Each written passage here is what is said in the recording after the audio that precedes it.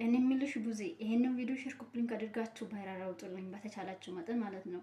እኔ የሚልሽ ቡዜ ልጁን ዛሬ ሩታ ተመልሶልኛል ብላ ቪዲዮ ካልሰራች እኛም የምንሰራው ነገር እናሳይሻለን። አላህ ምስክሬ ነው። ባለ ቃል ገብቼ ነው የሚልልሽ። ልጁን መልሺ።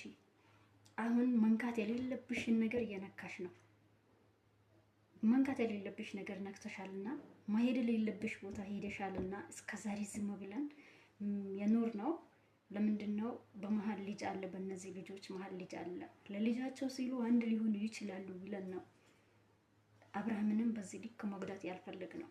ሩታን የፈለጋችሁት ነገር ስትሉ የፈለገ ሰው መጥቶ ሩታን ሲናገራት እኛም ዝም ያልነው ምንም እርምጃ ያልሄድ ነው። የነገ ቀን ይጨመራሉ ለልጃቸው ሲሉ አንድ ይሆናሉ ብለን ነው እንጂ ይዝ በዚህ ልክ የጥላቻ ጥግ የምታሳዩ ነገር ከሆነ እኛም ደግሞ ይነሳያለን። ሩታ ምንም አታደርጋችሁም። ባይዞይ ሩታ ምንም አታደርጋችሁም። እኛ እናደርጋለን። እኛ ደግሞ ተናግረን ነው። ከዚህም በፊት ታቆናላችሁ። የሩታ ኦዲየንሶች ምን አይነት እርምጃ እንደሚሄዱ ታያላችሁ። አይታችኋል። በግልጽ ማሳይተናል። ስለዚህ ዛሬ ሩታ ልጄ ተመልሶልኛል ብላ ቪዲዮ ካልሰራች አላህ ምስክሬ የምናደርገው ነገር እኛ እናውቃለን። ገባሽ አይደለ? ከዚህ በፊትም አድርገን አሳይተናቸዋል። መልሰን ነው እንደገና አንድ ስትሆኑ መልሰን ነው የመጀመሪያ ቦታችሁ የገባችሁት። አሁን ግን ሩታን አይደለም የነካቸው። የሩታ ልጅ ማለት እኛ የነገ ቀን እንወልዳለን። የነገ ቀን እኛ ባንወልድ ራሱ የልጅ ፍቅር ምን አይነት እንደሆነ እንዴ በእናቶቹ መማር እንችላለን። ተምረናል። እኛን እኮ እናቶቻችን በቃ ከወለድን አይቀር ብለው እኮ በጥርሳቸው እኮ ነው ያሳደጉን። ልጆቻቸው ስለሆነ ማለት ነው እንዴ። እናቱ እዚህ ጋር ያለች አንቺ ምን ቤት ነሽ ልጅ የምትወስጂ እንጂ ያንቺ ልጅ ቢነጠቅስ?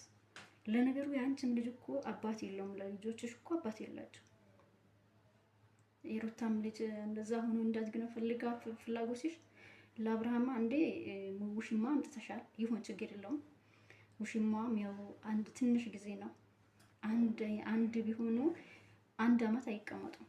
ባይገርምሽ አብርሃም ከውሽማው ጋር 1 አመት አይቀመጥም። ሩታ እንኳን 4 አመት ተቀምጣለች። 4 አመት ድረስ ሲከታተላት በጉልበቷና በኃይሏ ነበር። አሁን ሲደክማት ነው የወጣችው በቃኝ ያለችው ሩታ። ሄርሜላ ግን 2 አመት ቀርቶ 1 አመት ጨርሳ አትቀመጥም ከአብርሃም ከወንድምሽ፣ ከዛ ከባለጌ ወንድምሽ ማለት ነው። ያንቺም ወንድም ግን ጥሩ ስራ እንደሰራ አክት አድርገሽ ደግሞ ጥሩ ስራ እንደሰራ እንዴ አብርሃም አብርሃምን ባሳደጋችሁበት መንገድ ልጁንም ልታሳድጉ ፈልጋችሁ ነው እንዴ ልጅ የምትወስዱት? ግን የባል ዘመድ ሲባል በጣም ከባድ ነው። አረ የባል ዘመድ ሩቅ፣ ባልና ሚስት ሩቅ ሲሆኑ ነው የሚያምረው። በዚህ ልክ ኢትዮጵያ ውስጥ ሆነው በዚህ ልክ ደገማ ሰው አለ ብዬ አላስብም።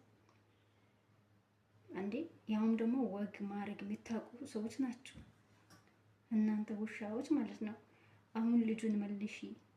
እርምጃ ሳንሄድ የሩታ ደጋፊዎች እርምጃ ሳይሄዱ ልጁን መልሺ። ሳንሄድ በፊት ዛሬ ቪዲዮ ካልሰራች ሩታ ነገ ደግሞ የሚመጣብሽና የምናደርገው ነገር ጠንቅቀሽ ወቂ። ለሱም ደግሞ ተዘጋጂ። ጨርሻለሁ።